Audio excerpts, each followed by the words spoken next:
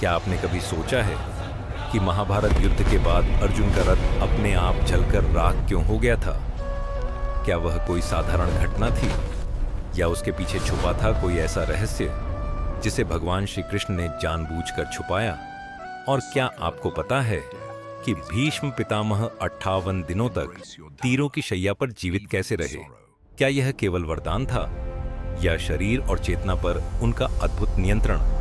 क्या आपने कभी सोचा कि अभिमन्यु को चक्रव्यूह में घुसना तो आता था, लेकिन बाहर निकलना क्यों नहीं आता था?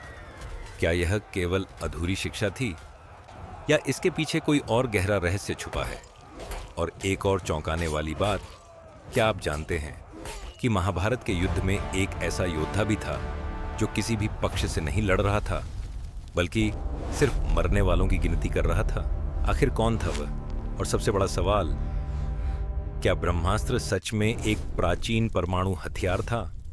मित्रों, आज हम महाभारत के उन रहस्यों को खोलने जा रहे हैं जो आपने शायद पहले कभी नहीं सुने होंगे। ये केवल युद्ध की कहानी नहीं है, ये शक्ति, रणनीति और छुपे हुए विज्ञान की कहानी है। नंबर 1, अर्जुन का जलता हुआ रथ। महाभारत युद्ध समाप्त हो चुका था। चारों ओर शांति थी, धूल बैठ चुकी थी। अर्जुन अपने रथ पर बैठे थे और रथ को चला रहे थे स्वयं भगवान श्री कृष्ण। जैसे ही युद्ध खत्म हुआ, श्री कृष्ण ने अर्जुन से कहा, अर्जुन, पहले तुम रथ से नीचे उतर जाओ। अर्जुन हैरान हुए, क्योंकि हमेशा पहले सारथी उतरता है, लेकिन इस बार श्री कृष्ण ने उन्हें आदेश दिया। अर्जुन नीचे उतर गए और जैसे ही श्री कृष्ण रथ से उतरे, अचानक वह रथ धू धू करके जल उठा। अब सोचिए, ऐसा क्यों हुआ? क्या यह कोई साधारण आग थी? नहीं। श्री कृष्ण ने अर्जुन से कहा, यह रथ पहले ही नष्ट हो चुका था, लेकिन मैं उसमें बैठा था, इसलिए वह अब तक सुरक्षित था। अब सोचिए, इसका क्या मतलब है? क्या यह संभव है कि पूरे युद्ध के दौरान अर्जुन का रथ कई बार दिव्य अस्त्रों से नष्ट हो चुका था, लेकिन श्री कृष्ण की उपस्थिति उसे बचा रही थी? क्या यह दिव्य ऊर्जा सुरक्षा थी? अब दूसरा रहस्य, भीष्म पितामह, एक ऐसा योद्धा जिसे कोई हरा नहीं सकता था। जब वह तीरों की शैया पर लेटे थे तो 58 दिनों तक जीवित रहे। अब सोचिए, क्या यह संभव है? क्या कोई व्यक्ति इतने घावों के बाद भी जिंदा रह सकता है? कहा जाता है भीष्म को इच्छा मृत्यु का वरदान था, लेकिन क्या यह केवल वरदान था या उनके शरीर और मन का ऐसा नियंत्रण जिसे आज का विज्ञान भी पूरी तरह नहीं समझता? कुछ विद्वान मानते हैं कि भीष्म अपनी श्वास और चेतना को नियंत्रित कर सकते थे, यानी वे अपने शरीर को जीवित रखने का निर्णय स्वयं लेते थे।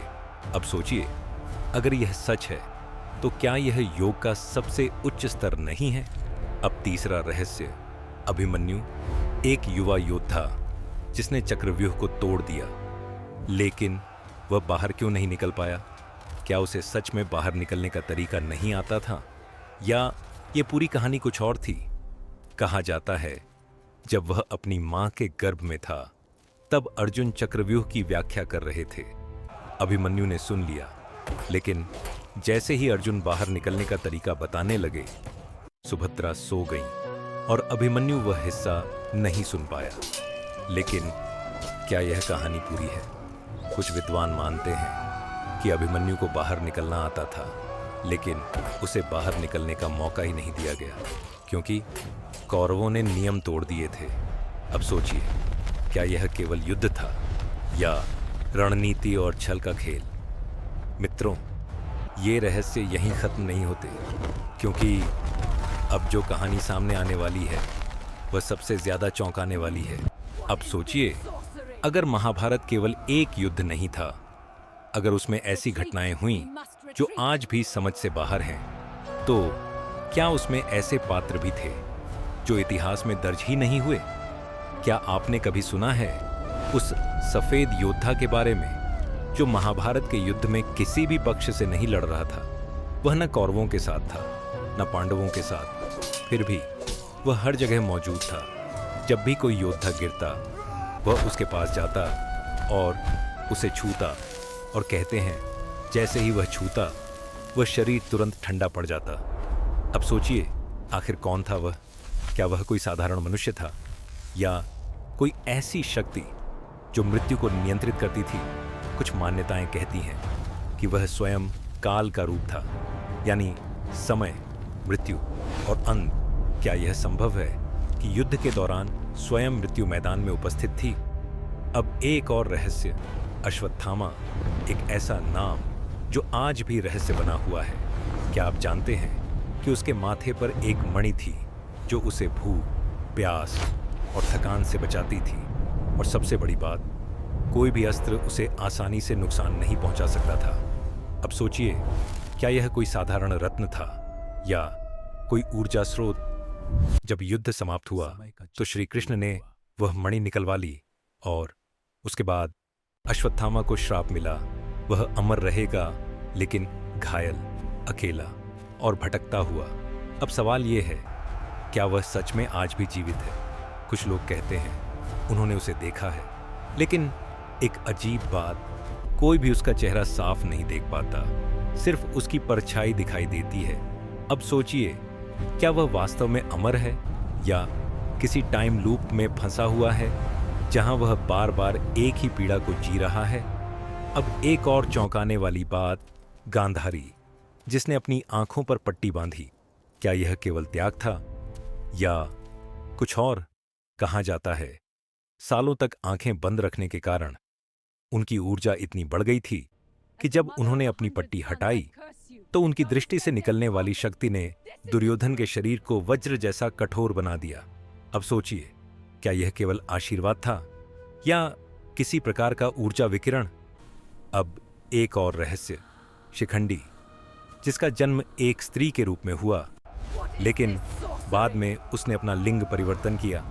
अब सोचिए, इतने प्राचीन समय में यह कैसे संभव था? क्या यह केवल कथा है या उस समय कोई ऐसी तकनीक थी जिसे हम आज भी पूरी तरह नहीं समझ पाए हैं? मित्रों, महाभारत केवल एक युद्ध नहीं है, यह एक रहस्य ग्रंथ है जिसमें हर कहानी के पीछे एक और कहानी छुपी है। लेकिन सबसे बड़ा रहस्य अभी बाकी है, ब्रह्मास्त्र। क्या वह सच में दुनिया का सबसे विनाशकारी अस्त्र था या उसके पीछे छुपा था कोई ऐसा विज्ञान जो आज भी हमारे हाथों से दूर है? अब सोचिए, अगर महाभारत में इतने रहस्य छुपे हुए हैं, अगर हर घटना के पीछे कोई गहरा कारण है, तो सबसे खतरनाक रहस्य कौन सा था? ब्रह्मास्त्र। क्या आपने कभी सोचा है कि ब्रह्मास्त्र वास्तव में था क्या? क्या वह केवल एक दिव्य अस्त्र था या एक ऐसा हथियार जिसे समझना आज के विज्ञान के लिए भी कठिन है?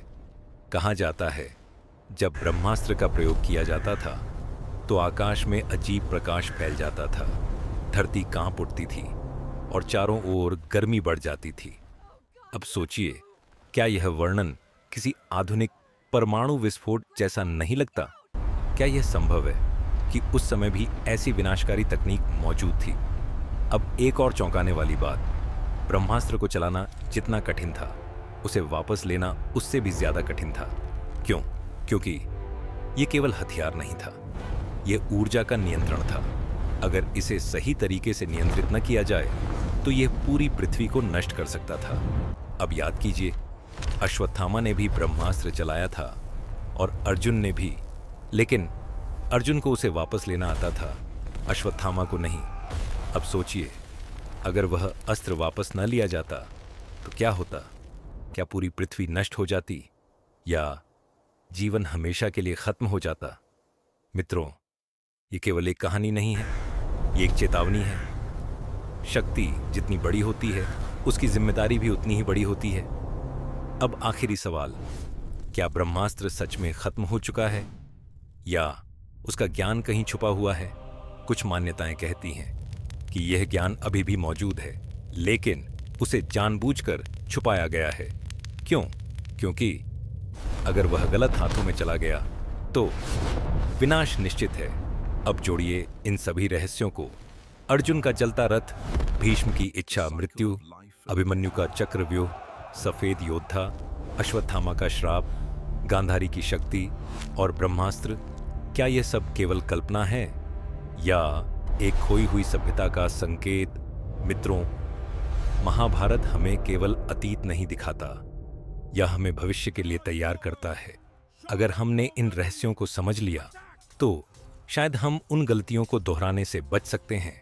अगर आपको लगता है कि ये बातें आपको सोचने पर मजबूर करती हैं, तो वीडियो को लाइक ज़रूर करें और ऐसे ही रहस्यमयी और चौंकाने वाले वीडियो के लिए चैनल को सब्सक्राइब करें और कमेंट में लिखें जय श्री कृष्ण, क्योंकि महाभारत खत्म नहीं हुआ है, वह आज भी हमारे बीच जीवित है।